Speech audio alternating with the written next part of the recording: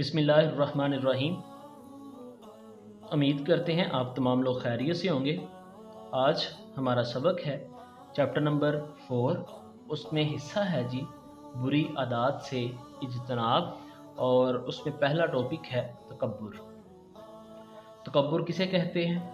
تکبر کا مفہوم کیا ہے؟ اس کی مذمت کیا ہے؟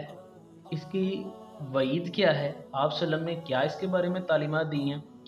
اس کا اوپر عمل کرنے والا جو ہے تکبر جو ہے وہ کرنے والا اس کے لیے کیا نقصانات ہیں، اور قرآن اس کے بارے میں اور حدیث اس کے بارے میں کیا کہتی ہے، ان تمام چیزوں کو ہم اس سبق میں دیکھیں گے۔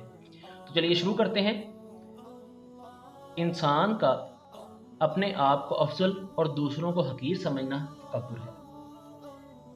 انسان کی باطنی بیماریوں میں تکبر بہت بری اور بڑی بیماری ہے۔ اس بیماری میں مبتلا شخص کو متکبر اور مغرور کہا جاتا ہے۔ اس طرح کا شخص گویا خود کو دھوکہ دے رہا ہوتا ہے۔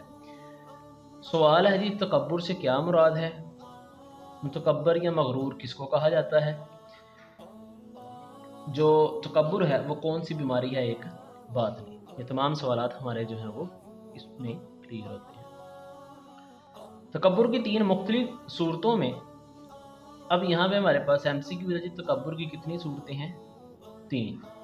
سب سے سرِ فہرست اللہ تعالیٰ کے ساتھ خود کو شریک ٹھہرانا، جیسے فرعون اور نمرود نے رب ہونے کا دعویٰ کیا۔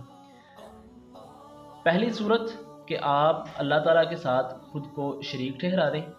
دوسرا کہ انبیاء کرام و رسل علیہ السلام کے مقابلے میں خود کو بڑا سمجھا جائے، اور اللہ تعالیٰ کی طرف سے مابعوث کی گئی ان عظیم شخصیات سے بغض رکھا جائے اور ان کی اطاعت و پیروی نہ کی جائے۔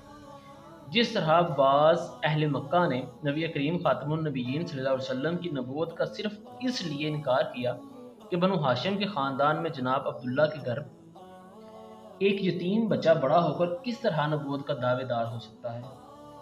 ان کا موقف تھا کہ نبوت کسی بڑے شہر میں کسی بڑے مالدار آدمی کا حق ہے۔ سوال ہے جی تکبر کی دوسری صورت کیا ہے؟ تکبر کی پہلی صورت کیا ہے؟ یہاں پہ سوال ایک اور بنتا ہے کہ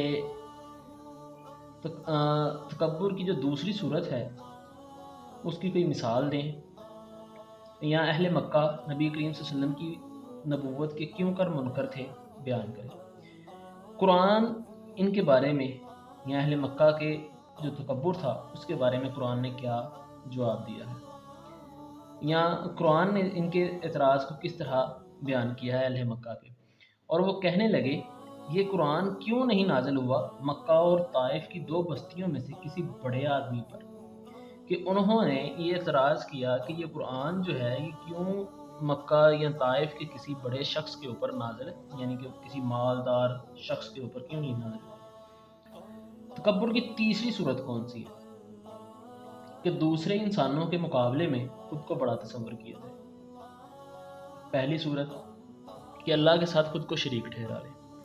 دوسری صورت کہ خود کو انبیاء اور رسل سے افضل سمجھے، بڑا سمجھے۔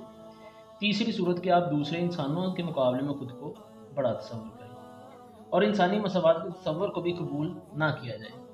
انسان کے اندر تکبر بعض اوقات کثرت علم سے پیدا ہوتا ہے، اور بعض اوقات عبادت و ریاضت، مال و دولت کی کثرت سے، حسب نسب پر فخر، عہدہ و منصب پر فخر ہو سکتا ہے، کامیابی و کامرانی کا حصول، حسن و جمال، طاقت و قوت کی وجہ سے پیدا ہوتا ہے۔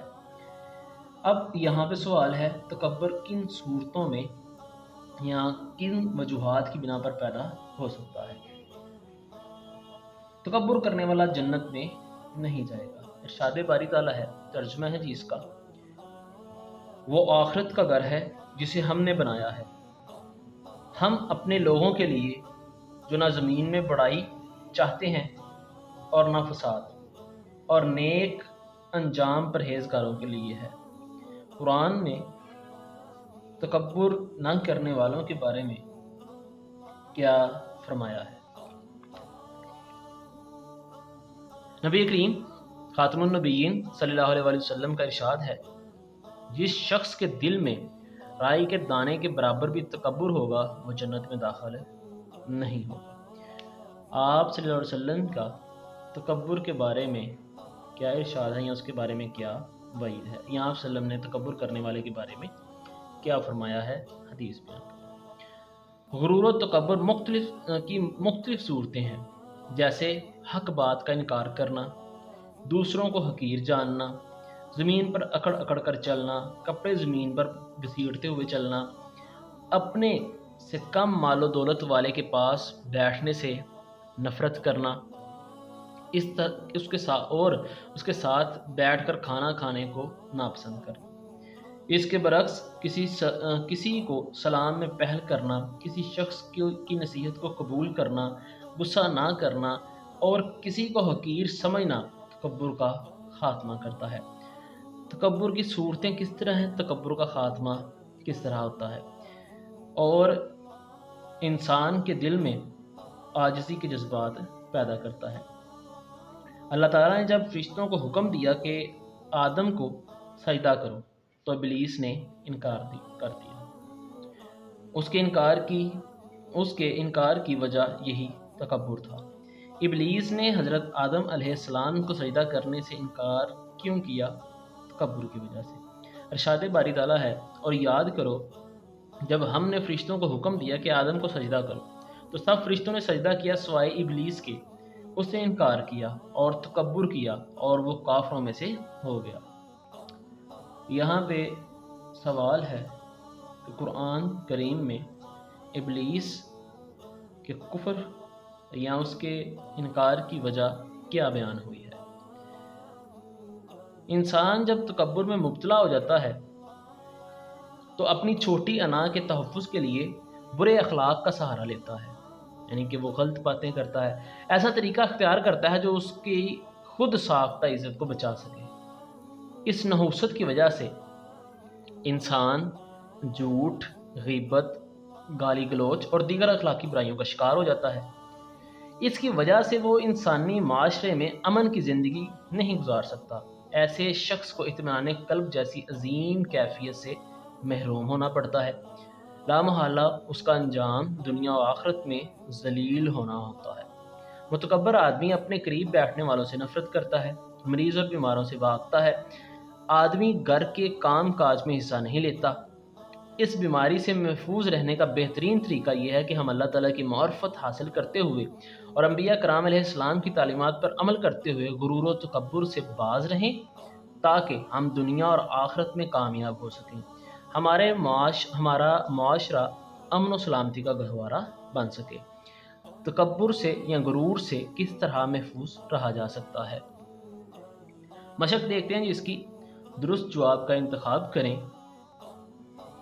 تکبر سے مراد خود کو دوسروں سے افضل سمجھنا، پہلا اس کا آپشن جو ہے وہ درست ہے۔ ابلیس نے حضرت آدم علیہ السلام کو سجدہ کرنے سے انکار کیا تکبر کی وجہ سے۔ زمین پر اکڑ اکڑ کر چلنا ایک صورت ہے تکبر کی۔ حدیث مبارکہ کے مطابق کون سا شخص جنت میں داخل نہیں ہوگا؟ رائی کے دانے کے برابر بھی تکبر کرنے والا۔ یہ حدیث ہم نے یہ پڑھی تھی۔ متکبر شخص محروم ہو جاتا ہے اطمینان قلب سے۔ اطمینان قلب سے جو ہے وہ محروم ہو جاتا ہے، یہاں پہ ہم نے ہائی لائٹ کیا تھا۔ مختصر جواب دیں، تکبر کا معنی و مفہوم بیان کریں۔ تو یہ پہلے ہی پیج کے اوپر یہ جو پیرا تھا یہ اس کا جواب ہوتا ہے۔ دوسرا سوال ہے، تکبر کی مذمت کے بارے میں قرآن کے بارے میں اللہ تعالیٰ کا ایک فرمان لکھیں۔ تو یہ اللہ تعالیٰ کا ایک فرمان جو ہے وہ اس پہ آ گیا ہے۔